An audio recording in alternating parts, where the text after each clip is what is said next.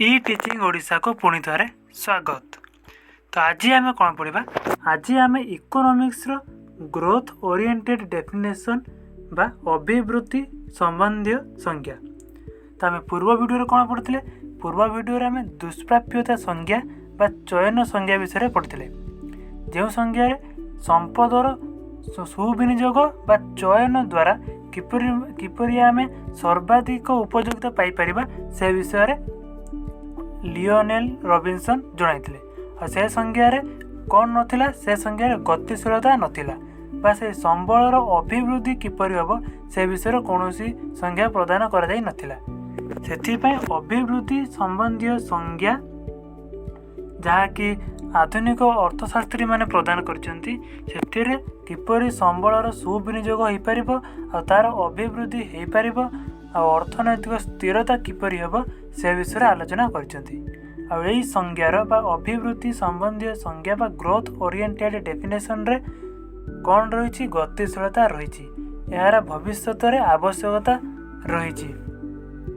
तो से अभिवृद्धि संबंधी संज्ञा जहाँकि आधुनिक संज्ञा कहुए, अर्थशास्त्र आधुनिक संज्ञा कहुए, जो अर्थशास्त्र संपूर्ण अर्थशास्त्र संज्ञा संपूर्ण भाव जनाई दि जाएगी। तो से आम अभिवृद्धि संबंधी संख्या आज आम पढ़ा। आउ कौन पढ़ा, आउ आम आज पढ़ा अर्थनीतिर परिसर विषय वस्तु जहाँकि scope and subject matter of economics.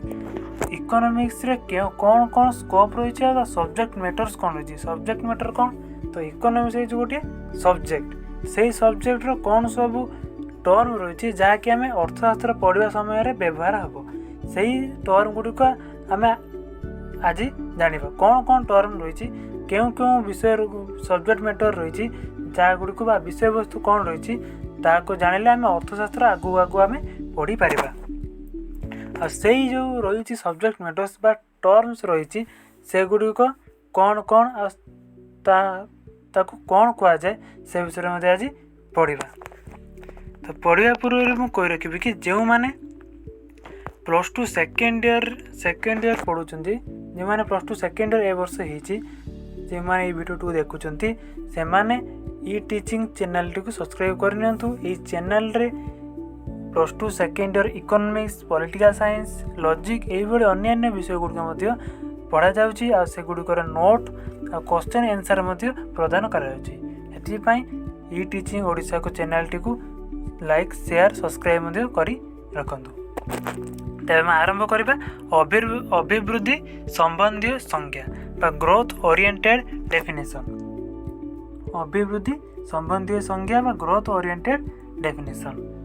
तो हेरोल्ड, डेमार एवं सामुएलसन यही तीन जन अर्थशास्त्री जहाँ को आधुनिक अर्थशास्त्री कहुए, जे कि वर्तमान अर्थशास्त्री जी कि अभिवृद्धि संज्ञाटी को प्रदान कर ग्रोथ डेफिनेशन टी को प्रदान कर किए हेरोल्ड, डेमार एवं सामुएलसन यही तीन जन अर्थशास्त्री परी आधुनिक अर्थशास्त्री माने संपदर सुविनियोग द्वारा संपदर जहाँ भी आम संपद रही तार सुविनियोग द्वारा अभिवृद्धि एवं अर्थनैतिक स्थिरता किपरि हम ता आलोचना कर।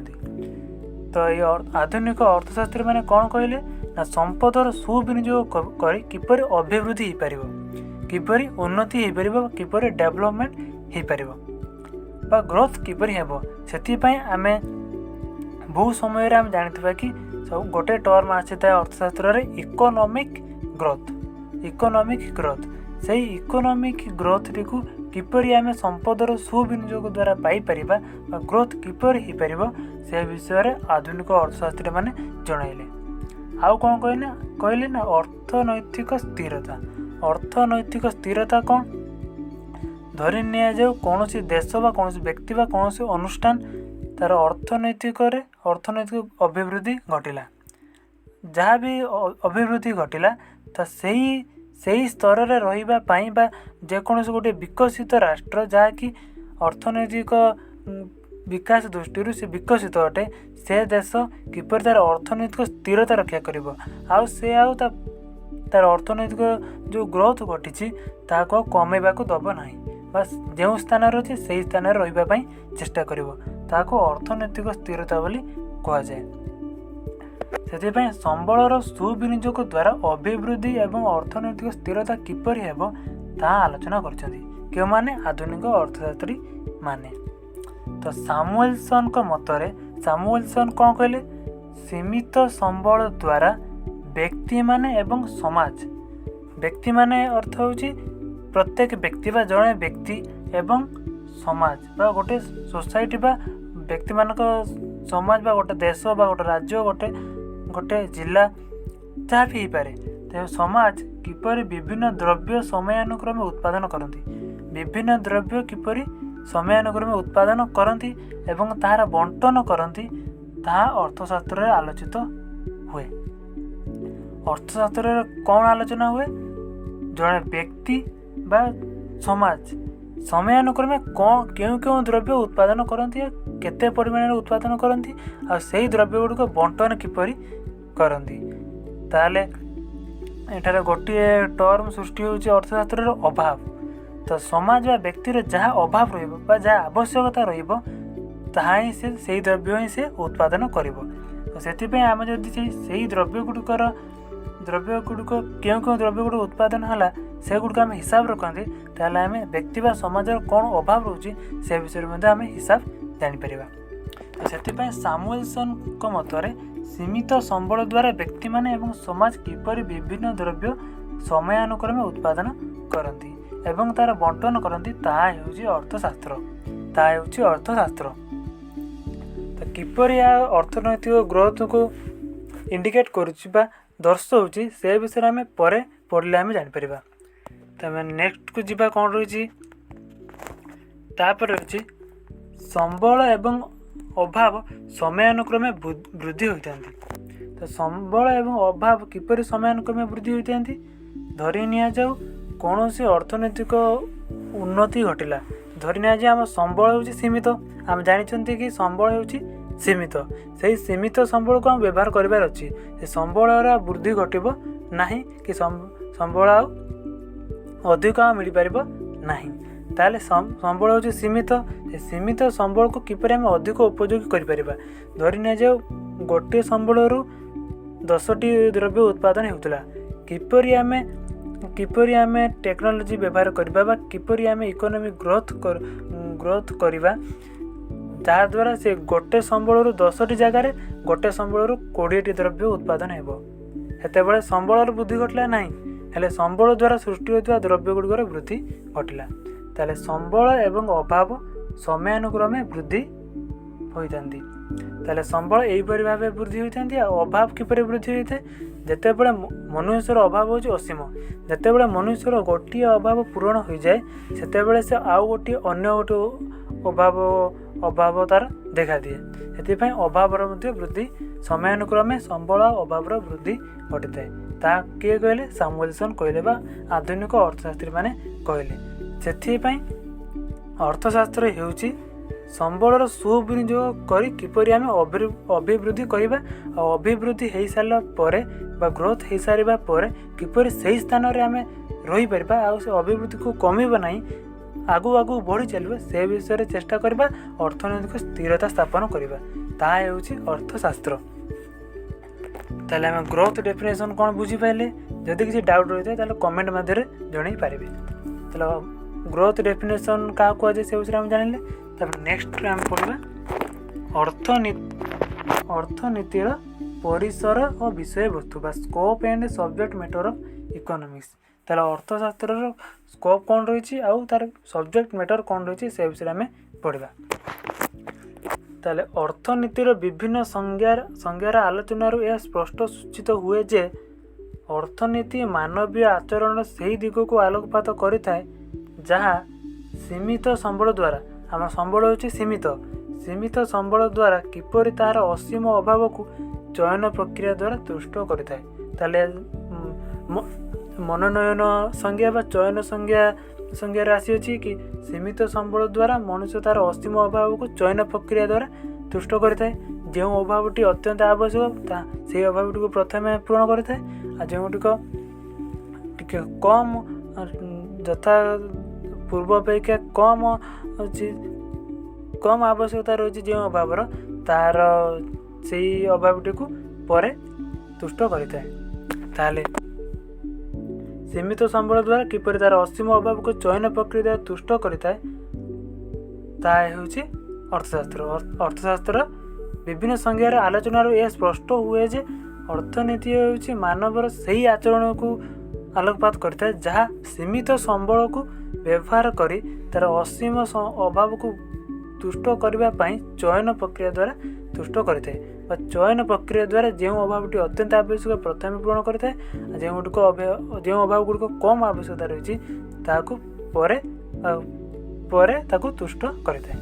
ତାହେଲେ ଯେହେତୁ ସମ୍ବଳ ସୀମିତ, ସେଥିପାଇଁ ସମ୍ବଳର ସଦୁପଯୋଗ କରିଥାଏ।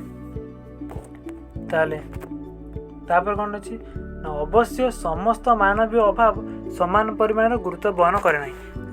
ଯାହା ମୁଁ କହିଲି ସେୟା ହିଁ କହିଲା ଯେ ଅବଶ୍ୟ ସମସ୍ତ ମାନବୀୟ ଅଭାବ ସମାନ ପରିମାଣରେ ଗୁରୁତ୍ୱ ବହନ କରେ ନାହିଁ। ଅଧିକ ଗୁରୁତ୍ୱ ବହନ କରୁଥିବା ଅଭାବ ଚୟନ ପ୍ରକ୍ରିୟା ଦ୍ୱାରା ସୀମିତ ସମ୍ବଳ ସାହାଯ୍ୟରେ ପର୍ଯ୍ୟାୟକ୍ରମେ ଏପରି ପୂରଣ କରିଥାଏ ଯେ ପରିତୃପ୍ତିର ପରିମାଣ ସର୍ବାଧିକ ହୋଇଥାଏ। ତାହେଲେ ଅଧିକ ଗୁରୁତ୍ୱ ବହନ କରୁଥିବା ଅଭାବକୁ ଚୟନ ପ୍ରକ୍ରିୟା ଦ୍ୱାରା ସୀମିତ ସମ୍ବଳ ସାହାଯ୍ୟରେ ପ୍ରଥମେ ପୂରଣ କରାଯାଏ, ତାପରେ ଯେଉଁଗୁଡ଼ିକ କମ୍ ଗୁରୁତ୍ୱ ବହନ କରୁଛି ସେଗୁଡ଼ିକ ପରେ ପୂରଣ କରାଯାଏ। ଆଉ ଏପରି ଭାବେ ପୂରଣ କରାଯାଏ ଯେ ପରିତୃପ୍ତିର ପରିମାଣ ସର୍ବାଧିକ ହୋଇଥାଏ। ଆଉ ଯେଉଁ ସମୟରେ ଯାହା ଆବଶ୍ୟକ ସେହି ସମୟରେ ଯଦି ସେହି ଦ୍ରବ୍ୟଟି ସୀମିତ ସମ୍ବଳ ଦ୍ୱାରା ଉତ୍ପାଦନ କରାଯାଏ, ତାହେଲେ ସେହି ବ୍ୟକ୍ତି ବା ସେହି ସମାଜ ସର୍ବାଧିକ ପରିତୃପ୍ତି ପାଇଥାଏ ବା ଅତ୍ୟଧିକ ଖୁସି ହୋଇଥାଏ। ତାପରେ କ'ଣ ଅଛି ନା, ମନୁଷ୍ୟର ଅଭାବ ଗୁଡ଼ିକ ପୂରଣ କରିବା ପାଇଁ ଆବଶ୍ୟକ ହୁଏ ସମ୍ବଳ। ତ ଆମେ ଜାଣିଛନ୍ତି କି ମନୁଷ୍ୟର ଅଭାବ ପୂରଣ କରିବା ପାଇଁ ସମ୍ବଳର ଆବଶ୍ୟକତା ରହିଛି। ତ ପ୍ରଚେଷ୍ଟା ଦ୍ୱାରା ହିଁ ସମ୍ବଳ ଆହରଣ ହୁଏ। ପ୍ରଚେଷ୍ଟା ଦ୍ୱାରା ଅର୍ଥ କ'ଣ? ଉଦାହରଣ ସ୍ୱରୂପ ଜଣେ ଶିକ୍ଷକ ସମ୍ବଳ ଉପାର୍ଜନ ପାଇଁ ଶିକ୍ଷାଦାନ କରେ। ଜଣେ ଶିକ୍ଷକ ସମ୍ବଳ ଉପାର୍ଜନ କରିବା ପାଇଁ ଶିକ୍ଷାଦାନ କରିଥାଏ। ଜଣେ ଶିକ୍ଷକ ଶିକ୍ଷାଦାନ କଲେ ସେ ସମ୍ବଳ ବା ତା ବଦଳରେ ଯାହା ବି ଟଙ୍କା ବା ପଇସା ପାଇଥାଏ ତାହା ହେଉଛି ତା'ର ସମ୍ବଳ। ଆଉ ଜଣେ ଶ୍ରମିକ ତା'ର ଶ୍ରମଦାନ କରେ, ଆଉ ଶ୍ରମଦାନ କରି ସେ ଯାହା ବି ମଜୁରୀ ପାଇଥାଏ ତାହା ହେଉଛି ତା'ର ସମ୍ବଳ। ସେହି ସମ୍ବଳ ସାହାଯ୍ୟରେ ତା'ର ଅସୀମ ଅଭାବକୁ ପୂରଣ କରିଥାଏ। ତ ସମସ୍ତ କାର୍ଯ୍ୟର ଉଦ୍ଦେଶ୍ୟ ହେଲା ଅଭାବ ପୂରଣ ପାଇଁ ସମ୍ବଳ ଉପାର୍ଜନ କରିବା। ତ ଯେଉଁ ଶିକ୍ଷକ ଶିକ୍ଷାଦାନ କରେ ଆଉ ଶ୍ରମିକ ଶ୍ରମଦାନ କରେ କ'ଣ ପାଇଁ? ତା'ର ଅଭାବ ପୂରଣ ପାଇଁ ସମ୍ବଳ ଉପାର୍ଜନ କରିବା ପାଇଁ ସେ ଶ୍ରମିକ ଶ୍ରମଦାନ କରେ, ଶିକ୍ଷକ ଶିକ୍ଷାଦାନ କରେ, ବ୍ୟବସାୟୀ ବ୍ୟବସାୟ କରେ। ତ ଏଇଭଳି ଭାବେ ବିଭିନ୍ନ ଲୋକ ବିଭିନ୍ନ କାର୍ଯ୍ୟ କରିଥାନ୍ତି। ତ ଏହି ସମ୍ବଳକୁ ବ୍ୟବହାର କରି ଅଭାବ ପୂରଣରୁ ତାକୁ ମିଳିଥାଏ ପରିତୃପ୍ତି। ତ ଏହି ସମ୍ବଳକୁ ବ୍ୟବହାର କରି ଯେଉଁ ଶ୍ରମିକ ଶ୍ରମଦାନ ପରେ ଯେଉଁ ସମ୍ବଳ ପାଇଲା ବା ଟଙ୍କା ଯେଉଁ ମଜୁରୀ ପାଇଲା, ଶିକ୍ଷକ ଶିକ୍ଷାଦାନ କଲା ପରେ ଯେଉଁ ସମ୍ବଳ ପାଇଲା, ସେହି ସମ୍ବଳକୁ ବ୍ୟବହାର କରି ଅଭାବ ପୂରଣରୁ ତାକୁ ମିଳିଥାଏ ପରିତୃପ୍ତି। ତାର ଯେଉଁ ଅଭାବ ରହିଛି, ଖାଦ୍ୟର ଅଭାବ ରହିଛି, ବସ୍ତ୍ରର ଅଭାବ ରହିଛି, ଗୃହର ଅଭାବ ରହିଛି, ସେହି ଅଭାବକୁ ପୂରଣ କରି ତାକୁ ମିଳିଥାଏ ପରିତୃପ୍ତି।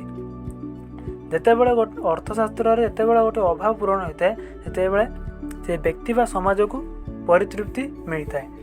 ଆଉ ଯେତେବେଳେ ସର୍ବାଧିକ ଅର୍ଥଶାସ୍ତ୍ର ସବୁବେଳେ ଚେଷ୍ଟା କରିଥାଏ କିପରି ବ୍ୟକ୍ତି ବା ସମାଜ ସର୍ବାଧିକ ପରିତୃପ୍ତି ଲାଭ କରିବ। ସର୍ବାଧିକ ପରିତୃପ୍ତି କେତେବେଳେ ଲାଭ କରିବ? ଯେତେବେଳେ ଯେଉଁ ବ୍ୟକ୍ତିର ବା ଯେଉଁ ସମାଜର ଯାହା ଆବଶ୍ୟକ, ସମୟ ଅନୁସାରେ ଯାହା ଆବଶ୍ୟକ, ସେହି ଦ୍ରବ୍ୟ ଯଦି ସେହି ସୀମିତ ସମ୍ବଳ ଦ୍ୱାରା ସୃଷ୍ଟି କରାଯାଏ, ତାହେଲେ ସେ ସର୍ବାଧିକ ପରିତୃପ୍ତି ଲାଭ କରିଥାଏ। ତାହେଲେ ଅତଏବ ଅଭାବରୁ ଜନ୍ମ ନିଏ ପ୍ରଚେଷ୍ଟା ଏବଂ ପ୍ରଚେଷ୍ଟାରୁ ମିଳେ ପରିତୃପ୍ତି।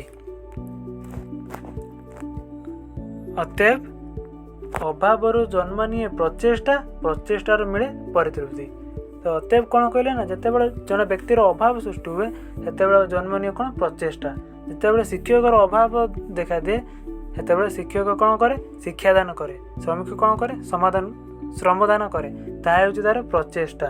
ସେଇ ପ୍ରଚେଷ୍ଟାରୁ ତାକୁ କ'ଣ ମିଳେ? ପରିତୃପ୍ତି। ପରିତୃପ୍ତି କିପରି ମିଳେ? ସେଇ ପ୍ରଚେଷ୍ଟା ଦ୍ୱାରା ଶ୍ରମିକକୁ ତା'ର ମଜୁରୀ ମିଳେ, ଶିକ୍ଷକକୁ ତା'ର ଶିକ୍ଷକତା ପାଇଁ ଦାମ ମିଳେ। ତାହା ହେଉଛି ସେହି ସମ୍ବଳରୁ ଶିକ୍ଷକତାର ଯେଉଁ ସମ୍ବଳ ମିଳେ ଆଉ ଶ୍ରମଦାନରୁ ଯେଉଁ ସମ୍ବଳ ମିଳେ, ସେହି ସମ୍ବଳ ସାହାଯ୍ୟରେ ତାର ଅଭାବ ପରିତୃପ୍ତି କରିବା ପରେ ତାକୁ କ'ଣ ମିଳିଥାଏ? ପରିତୃପ୍ତି। ତାହେଲେ ଅଭାବରୁ ଜନ୍ମ ନିଏ ପ୍ରଚେଷ୍ଟାରୁ ମିଳେ ପରିତୃପ୍ତି। ବୁଝିଗଲା? ଏହା ଅର୍ଥଶାସ୍ତ୍ରର ବିଷୟବସ୍ତୁର ମୂଳପିଣ୍ଡକୁ ସଂଗଠିତ କରିଥାଏ। ଏହା ହେଉଛି ଅର୍ଥଶାସ୍ତ୍ରର ସ୍କୋପ୍ ବା ବ୍ୟବହାର। ଅର୍ଥଶାସ୍ତ୍ର କ'ଣ? ଅର୍ଥଶାସ୍ତ୍ରରେ ଅଭାବ ହେଉଛି ମୁଖ୍ୟ ଅଂଶ। ତ ଅଭାବ ଥିଲେ ହିଁ ଅର୍ଥଶାସ୍ତ୍ରର ସୃଷ୍ଟି, ଅଭାବରୁ ହିଁ ଅର୍ଥଶାସ୍ତ୍ରର ସୃଷ୍ଟି। ତ ଅଭାବରୁ ପ୍ରଚେଷ୍ଟା ସୃଷ୍ଟି ହୁଏ। ଆଉ ଥରେ କହୁଛି କି ଅଭାବରୁ ଜନ୍ମ ନିଏ ପ୍ରଚେଷ୍ଟାରୁ ମିଳେ ପରିତୃପ୍ତି। ତ ଆମେ ସାଧାରଣ ଭାଷାରେ ବୁଝିଲେ, ଯେତେବେଳେ ଜଣେ ବ୍ୟକ୍ତି ବା ସମାଜର ଅଭାବ ପରିଲକ୍ଷିତ ହୁଏ, ଧରି ନିଆଯାଉ ଜଣେ ବ୍ୟକ୍ତିର ଖାଦ୍ୟର ଅଭାବ ଦେଖାଦେଇଛି ବା ଗୋଟେ ସମାଜର କୌଣସି ଗୋଟେ ଆବଶ୍ୟକତା ରହିଛି। ତ ଧରି ନିଆଯାଉ ଯେତେବେଳେ ଆମର ଦୀପାବଳି ହେଉଛି, ସେତେବେଳେ ଆମର ଦୀପର ଆମର ଆବଶ୍ୟକତା ବଢ଼ୁଛି। ତ ପ୍ରତ୍ୟେକ ସମାଜର ସେତେବେଳେ ସେହି ସମୟରେ ଦୀପର ଆବଶ୍ୟକତା ରହିଛି। ତାହେଲେ ସେହି ସମୟରେ ଯଦି ଆମେ ସେଇ ଦୀପକୁ ଆମେ ସୃଷ୍ଟି କରନ୍ତି, ସେହି ଦ୍ରବ୍ୟଟିକୁ ସୀମିତ ସମ୍ବଳ ଦ୍ୱାରା ସୃଷ୍ଟି କରନ୍ତି, ତାହେଲେ ସେହି ସମାଜର ଅଭାବଟି ପରିତୃପ୍ତି ହୋଇଥାଏ। ଆଉ ସେଥିରୁ ସେ ସର୍ବାଧିକ ପରିତୃପ୍ତି ଲାଭ କରେ। ଆଉ ତାହା ହେଉଛି ଅର୍ଥଶାସ୍ତ୍ର। ତାହେଲେ ଅର୍ଥଶାସ୍ତ୍ର ହେଉଛି ଅଭାବକୁ ପୂରଣ କରିବା, ସୀମିତ ସମ୍ବଳ ଦ୍ୱାରା ଅଭାବକୁ ପୂରଣ କରିବା। ଆଉ ଏପରି ପୂରଣ କରିବା ଯେ ଯେପରି ସେ ସର୍ବାଧିକ ପରିତୃପ୍ତି ଲାଭ କରିବ। ତାହେଲେ ଏହା ହେଉଛି ଅର୍ଥଶାସ୍ତ୍ରର ବିଷୟବସ୍ତୁର ମୂଳପିଣ୍ଡକୁ ସଂଗଠିତ କରିଥାଏ। ଏହା ହେଉଛି ଅର୍ଥଶାସ୍ତ୍ରର ମୂଳପିଣ୍ଡ। ତାହେଲେ ଅର୍ଥଶାସ୍ତ୍ରର ସ୍କୋପ୍ ବିଷୟରେ ଜାଣିଲେ, ତାପରେ କ'ଣ ପଢ଼ିବା? ତାପରେ ଆମେ ପଢ଼ିବା ଅସୀମ ଅଭାବ ଗୁଡ଼ିକ ସୀମିତ ସମ୍ବଳ ଦ୍ୱାରା ପୂରଣ କରିବା ପାଇଁ ବା ପୂରଣ କରି ସର୍ବାଧିକ ତୃପ୍ତି ସାଧନ ପ୍ରକ୍ରିୟା ଅର୍ଥଶାସ୍ତ୍ରର ବିଭିନ୍ନ ଦିଗ ଉପରେ ଆଲୋକପାତ କରିଥାଏ। ଏହି ଦିଗ ଗୁଡ଼ିକ ହେଲା ଅର୍ଥଶାସ୍ତ୍ରର ବିଷୟବସ୍ତୁ। ତାହେଲେ ଆମେ ସବଜେକ୍ଟ ମ୍ୟାଟର ଅଫ୍ ଇକୋନୋମିକ୍ସ ବା ଇକୋନୋମିକ୍ସର କ'ଣ ବିଷୟବସ୍ତୁ ରହିଛି, ଯେଉଁଗୁଡ଼ିକ ଆମେ ଜାଣିଲେ ବା କ'ଣ ତା'ର କମନ୍ ଜିନିଷ ରହିଛି ବା ବେସିକ୍ସ କ'ଣ ରହିଛି, ଅର୍ଥଶାସ୍ତ୍ରର ବା ଇକୋନୋମିକ୍ସର ବେସିକ୍ସ ବା ବିଷୟବସ୍ତୁ କ'ଣ ରହିଛି, ଯେଉଁ କ'ଣ ଟର୍ମ ଗୁଡ଼ିକ କ'ଣ ରହିଛି, ଯାହାକୁ ଆମେ ଜାଣିଲେ ଅର୍ଥଶାସ୍ତ୍ର ଆମେ ପଢ଼ିପାରିବା, ସେଗୁଡ଼ିକ ବିଷୟରେ ଆମେ ଜାଣିବା।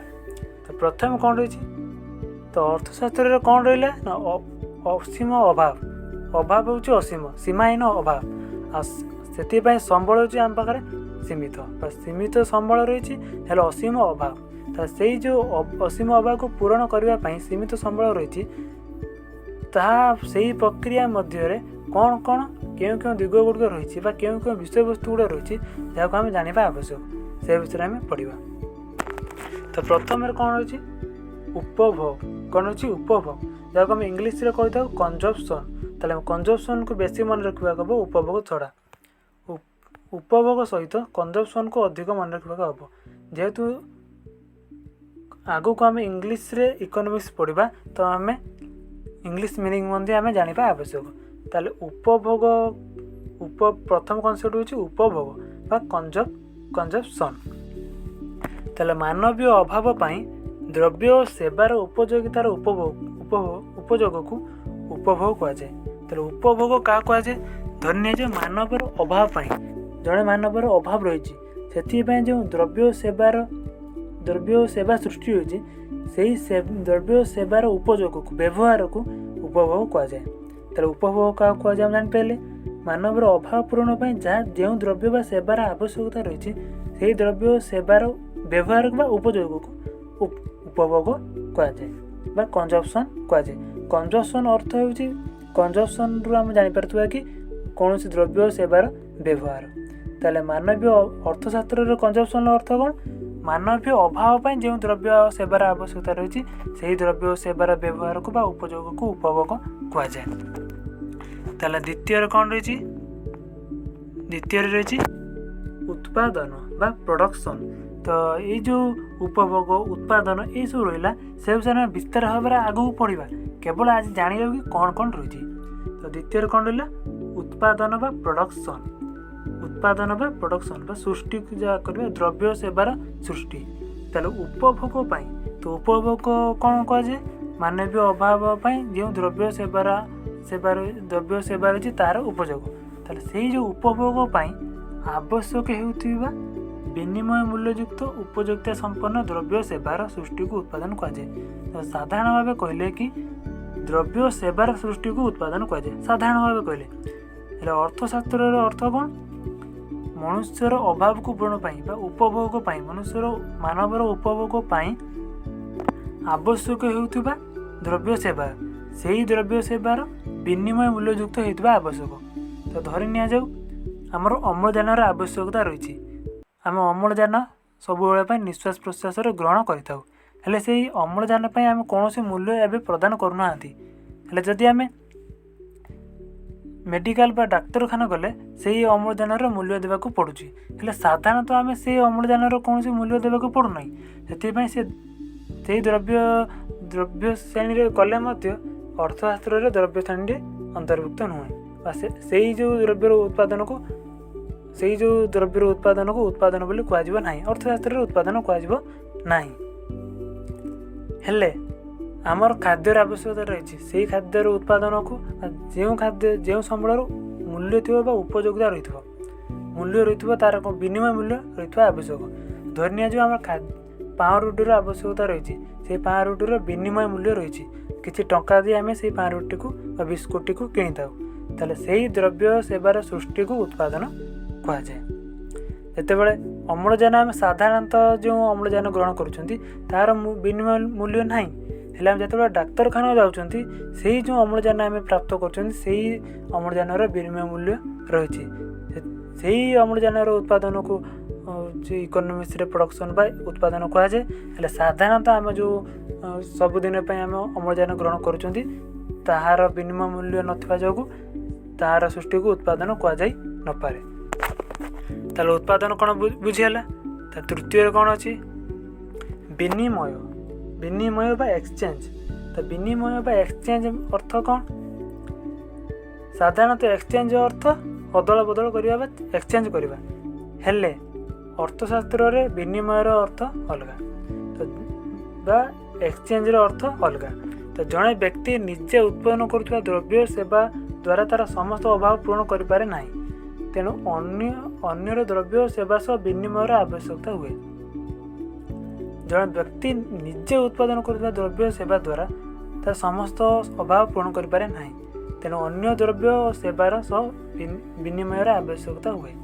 तेल विनिमय अर्थ कौन एठारे कौन संबल बदल आउ गोटे संबल को प्रदान करवा जो संबल गुड़क आम पाखे आवश्यकता जो संबल को आम आवश्यकता रही से संबल आदान प्रदान बा मानवर जो संबल गुड़ आवश्यकता रही से संबल प्रदान करवा जो गुड़क आवश्यकता रही से संबल गुड़क आम निजे नवा मानव एक्सचेंज करवा विनिमय करवा ताकू ही अर्थशास्त्र रे विनिमय बोली कहुए।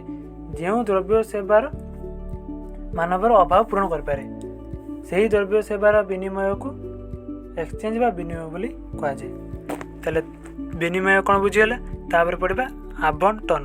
4 नंबर कौन अच्छी आवंटन बा डिस्ट्रीब्यूशन। तो डिस्ट्रीब्यूशन अर्थ कौन विभिन्न एककर दर निर्धारण को आवंटन कहुए। तो आवंटन इंग्लिश मीनिंग डिस्ट्रीब्यूशन हेल्ले अर्थशास्त्र आवंटन अर्थ होकोसी द्रव्य सेवार विभिन्न एकक जदि आम एकक करनी धरनी जाऊ बिस्कुट जदि विभिन्न बिस्कुट जदि बहुत परिमाण रही एकक कले पैकेट भाव जब कले एकक गोटे पैकेट करी एकक बोली धरले से गोटे पैकेट्र दर निर्धारण को आवंटन बोली कहुए। तेल अर्थशास्त्र आवंटन बा डिस्ट्रीब्यूशन अर्थ हो विभिन्न एककर दर निर्धारण को आवंटन कहुए। तापर कौन रहा 5 रे मुद्रा और बैंक। मुद्रा बैंक आवश्यकता कौन रही मनी एंड बैंकिंग आवश्यकता कौन रही साधन मानकर पाउना प्रदान और द्रव्य सेवार विनिमय पाई आवश्यक हुए मुद्रा। जेहेतु आम आधुनिक अर्थशास्त्र रही आधुनिक अर्थशास्त्र प्रचलित ଏବେ ଦ୍ରବ୍ୟ ସେବାର ବିନିମୟ ପାଇଁ ମୁଖ୍ୟ ଜିନିଷ ହେଉଛି ମୁଦ୍ରା। ମୁଦ୍ରାର ପ୍ରଚଳନ ଚାଲୁଛି। ଆଉ କୌଣସି ଦ୍ରବ୍ୟ ସେବାର ଆଦାନ ପ୍ରଦାନରେ ଆମେ ଆଉ ଗୋଟିଏ ଦ୍ରବ୍ୟ ସେବାର ପାଉନାହାନ୍ତି। ଏବେ ମୁଦ୍ରାର ବିନିମୟରେ ଆମେ ଦ୍ରବ୍ୟ ସେବା ପ୍ରାପ୍ତ ହେଉଛନ୍ତି। ତାହେଲେ ସାଧାରଣମାନଙ୍କର ପାଉଣା ପ୍ରଦାନ ଓ ଦ୍ରବ୍ୟ ସେବାର ବିନିମୟ ପାଇଁ ଆବଶ୍ୟକ ହୁଏ ମୁଦ୍ରା। ତ ମୁଦ୍ରାର ନେଣଦେଣ ପାଇଁ ସୁବିଧା ଯୋଗାଉଥିବା ଅନୁଷ୍ଠାନ ହେଉଛି ବ୍ୟାଙ୍କ। ତାହେଲେ ବ୍ୟାଙ୍କ ହେଉଛି ମୁଦ୍ରାର ନେଣ ବା ଦେଣ ପାଇଁ ସୁବିଧା ଯୋଗାଉଥିବା ଅନୁଷ୍ଠାନ ହେଉଛି ବ୍ୟାଙ୍କ। ତାହେଲେ ମୁଦ୍ରା କ'ଣ, ବ୍ୟାଙ୍କ କ'ଣ, ସେ ବିଷୟରେ ଜାଣିପାରିଲେ। ମୁଦ୍ରା ହେଉଛି ଦ୍ରବ୍ୟ ସେବାର ବିନିମୟ ପାଇଁ ଆବଶ୍ୟକ ହୁଏ। ଆଉ ମୁଦ୍ରାର ନେଣ ଆଉ ଦେଣ ପାଇଁ ବା ମୁଦ୍ରାର ପାଉଣା ପ୍ରଦାନ ଆଉ ଦ୍ରବ୍ୟ ସେବାର ପ୍ରାପ୍ତ ପାଇଁ ସୁବିଧା ଯୋଗାଉଥିବା ଅନୁଷ୍ଠାନ ହେଉଛି ବ୍ୟାଙ୍କ। ତାହେଲେ 5ଟି ବୁଝିଗଲା। 6 ନମ୍ବରରେ କ'ଣ ଅଛି? ଅନ୍ତର୍ଦେଶୀୟ ବାଣିଜ୍ୟ। ଅନ୍ତର୍ଦେଶୀୟ ବାଣିଜ୍ୟ ବା ଇଣ୍ଟରନ୍ୟାସନାଲ୍ ଟ୍ରେଡ୍। ଇଣ୍ଟରନ୍ୟାସନାଲ୍ ଟ୍ରେଡ୍ ଏ ବିଷୟରେ ମଧ୍ୟ ଆମେ ଆଗକୁ ପଢ଼ିବା। ତ ଇଣ୍ଟରନ୍ୟାସନାଲ୍ ଟ୍ରେଡ୍ କ'ଣ? ଧରି ନିଆଯାଉ ବିଭିନ୍ନ ଦେଶ ମଧ୍ୟରେ ବାଣିଜ୍ୟ ବା ବିଭିନ୍ନ ଦ୍ରବ୍ୟ, ଗୋଟେ ଦେଶର ବିଭିନ୍ନ ପ୍ରକାର ଦ୍ରବ୍ୟ ସେବା ଅନ୍ୟ ଦେଶରେ ବିକ୍ରି ହେବ ଆଉ ଅନ୍ୟ ଦେଶର ଦ୍ରବ୍ୟ ସେବା ଆମ ଦେଶରେ ବିକ୍ରି ହେବ। ତାହେଲେ ସେଇ ଯଦି ଦେଶ ମଧ୍ୟରେ ଯେଉଁ ବାଣିଜ୍ୟ ହେବ ସେଥିପାଇଁ ଆବଶ୍ୟକ ମୁଦ୍ରା। ହେଲେ ପ୍ରତ୍ୟେକ ଦେଶରେ ଅଲଗା ଅଲଗା ମୁଦ୍ରା ପ୍ରଚଳିତ ରହିଛି। ଯେପରି ଆମ ଭାରତରେ ରୁପିଜ୍ର ପ୍ରଚଳନ ରହିଛି, ତ ଆମେରିକାରେ ଡଲାରର ପ୍ରଚଳନ ରହିଛି। ତ ସେଥିପାଇଁ ଅନ୍ତର୍ଦେଶୀୟ ବାଣିଜ୍ୟ ବା ଇଣ୍ଟରନ୍ୟାସନାଲ୍ ଟ୍ରେଡ୍ କିପରି ହେଉଛି ସେ ବିଷୟରେ ଜାଣିବା। ତ ଅଭାବ ପୂରଣ ପାଇଁ ସ୍ୱଦେଶରେ ନିର୍ମିତ ଦ୍ରବ୍ୟ ସେବାର ଦୁର୍ଲଭତା ଯୋଗୁଁ ବିଦେଶରୁ ଆମଦାନୀ ଓ ସେଥିପାଇଁ ଆବଶ୍ୟକ ହେଉଥିବା ବୈଦେଶିକ ମୁଦ୍ରାର ଅର୍ଜନ ପାଇଁ ସ୍ୱଦେଶୀୟ ଦ୍ରବ୍ୟ ସେବାର ରପ୍ତାନୀକୁ ଅନ୍ତର୍ଦେଶୀୟ ବାଣିଜ୍ୟ କୁହାଯାଏ। ଅନ୍ତର୍ଦେଶୀୟ ବାଣିଜ୍ୟ କାହା କୁହାଯାଏ? ଧରି ନିଆଯାଉ ଆମ ଦେଶରେ କୌଣସି ଦ୍ରବ୍ୟ ସେବାର ଆବଶ୍ୟକତା ରହିଲା ଯାହାକି ଆମ ଦେଶରେ ପ୍ରାପ୍ତ ହେଉନାହିଁ ବା ଦୁର୍ଲଭତା ରହିଛି। ସେଥିପାଇଁ ଆମେ ଅନ୍ୟ ଦେଶରୁ ଆମଦାନୀ କରିବା। ଅନ୍ୟ ଦେଶରୁ ଯେତେବେଳେ ଆମେ ଆମଦାନୀ କରିବା ସେଥିପାଇଁ କିଛି ଆମେ ଅନ୍ୟ ଦେଶକୁ ପାଉଣା ଦେବାକୁ ପଡ଼ିବ। ତ ସେଥିପାଇଁ ଆମେ ଯେତେବେଳେ ଦ୍ରବ୍ୟ କିଛି କ୍ରୟ କରିଥାଉ ଅନ୍ୟ ଦେଶରେ, ସେତିକି ମୂଲ୍ୟର ଅନ୍ୟ କିଛି ଦ୍ରବ୍ୟ ଆମେ ସେଇ ଦେଶକୁ ରପ୍ତାନି କରିଥାଉ। ତାହେଲେ ଯାଇ ବୈଦେଶିକ ମୁଦ୍ରାର ଆମେ ବୈଦେଶିକ ମୁଦ୍ରା ପ୍ରଦାନ କରିବାକୁ ପଡ଼େ ନାହିଁ। ଆଉ ଯେତେବେଳେ ଯଦି ଆମଦାନୀ ଠାରୁ ରପ୍ତାନି ଅଧିକା ହୋଇଯାଏ ବା ରପ୍ତାନି ଠାରୁ ଆମଦାନୀ ଅଧିକା ହୋଇଯାଏ, ସେଥିପାଇଁ ଆମକୁ ପାଉଣା ପ୍ରଦାନ କରିବାକୁ ହୁଏ। ତାହେଲେ ସେଇ ଯେଉଁ ବୈଦେଶିକ ମୁଦ୍ରା ପାଉଣା ପାଇଁ ବୈଦେଶିକ ମୁଦ୍ରାର ଆବଶ୍ୟକତା ରହିଛି। ତ ସେଇ ବୈଦେଶିକ ମୁଦ୍ରାର ଅର୍ଜନ ପାଇଁ ସ୍ୱଦେଶୀୟ ଦ୍ରବ୍ୟ ସେବାର ରପ୍ତାନୀକୁ ଅନ୍ତର୍ଦେଶୀୟ ବାଣିଜ୍ୟ କୁହାଯାଏ। ଯେତେବେଳେ ଆମେ ସ୍ୱଦେଶୀୟ ବା ନିଜ ଦେଶର ଦ୍ରବ୍ୟ ସେବାକୁ ରପ୍ତାନି କରନ୍ତି, ସେଥିପାଇଁ ସେ ଅନ୍ୟ ଦେଶ ତାଙ୍କର ଯେଉଁ ମୁଦ୍ରା ରହିଛି ସେହି ମୁଦ୍ରାରେ ପାଉଣା ପ୍ରଦାନ କରନ୍ତି। ସେହି ମୁଦ୍ରାକୁ ବ୍ୟବହାର କରି ଆମେ ସେ ଦେଶରୁ କୌଣସି ଦ୍ରବ୍ୟ ଆମଦାନୀ କରିଥାଉ। ତ ଏ ହେଉଛି ଜଟିଳ ପ୍ରକ୍ରିୟା। ସେ ବିଷୟରେ ଆମେ ପରେ ପଢ଼ିଲେ ଆମେ ଜାଣିବା। ହେଲେ ଅନ୍ତର୍ଦେଶୀୟ ବାଣିଜ୍ୟ ହେଉଛି ବିଭିନ୍ନ ଦେଶ ମଧ୍ୟରେ ବିଭିନ୍ନ ଦ୍ରବ୍ୟ ସେବାର କ୍ରୟ ବିକ୍ରୟକୁ ଅନ୍ତର୍ଦେଶୀୟ ବାଣିଜ୍ୟ କୁହାଯାଏ। କିପରି ହୋଇଥାଏ ସେ ବିଷୟରେ ଆମେ ପରେ ଜାଣିବା। ତାପରେ କ'ଣ ଅଛି? 7 ନମ୍ବର ଯାହାକି ଶେଷ, ରାଷ୍ଟ୍ରୀୟ ବିତ୍ତ ବା ପବ୍ଲିକ୍ ଫାଇନାନ୍ସ। ତ ପବ୍ଲିକ୍ ଫାଇନାନ୍ସ କ'ଣ? ଗୋଟେ ଦେଶର ଅର୍ଥନୀତି ବା ଦେଶର ଯାହା ବି ରହିଛି ପବ୍ଲିକ୍ ଫାଇନାନ୍ସ, ସରକାରଙ୍କ ଆୟ ବ୍ୟୟ, ତାହା ହେଉଛି ରାଷ୍ଟ୍ରୀୟ ବିତ୍ତ, ଯାହାକି କେବଳ ସମସ୍ତ ବ୍ୟକ୍ତିମାନଙ୍କ ପାଇଁ ପ୍ରଯୁଜ୍ୟ।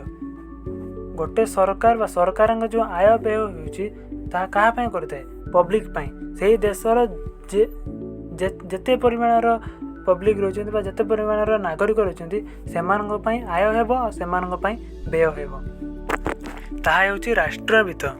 ତ ସରକାରଙ୍କ ଆୟ ବ୍ୟୟ ସମ୍ପର୍କିତ ବିଷୟବସ୍ତୁ ମଧ୍ୟ ଅର୍ଥନୀତିର ଏକ ଅଂଶ ଭାବେ ପରିଗଣିତ ହୋଇଥାଏ, ତାହା ହେଉଛି ରାଷ୍ଟ୍ରୀୟ ବିତ୍ତ। ତ ଏ ବିଷୟରେ ମଧ୍ୟ ପଢ଼ିବା, ଯାହାକି ଇମ୍ପୋର୍ଟାଣ୍ଟ ବିଷୟ ହେଉଛି ରାଷ୍ଟ୍ରୀୟ ବିତ୍ତ। ଏ ବିଷୟରେ ଆମେ ପରେ ସମ୍ପୂର୍ଣ୍ଣ ଭାବେ ପଢ଼ିବା। ହେଲେ ଆଜି ପାଇଁ ଏତିକି। ଯଦି କିଛି ଡାଉଟ୍ ରହିଯାଇଥାଏ କମେଣ୍ଟ ମାଧ୍ୟମରେ ଜଣାଇବେ।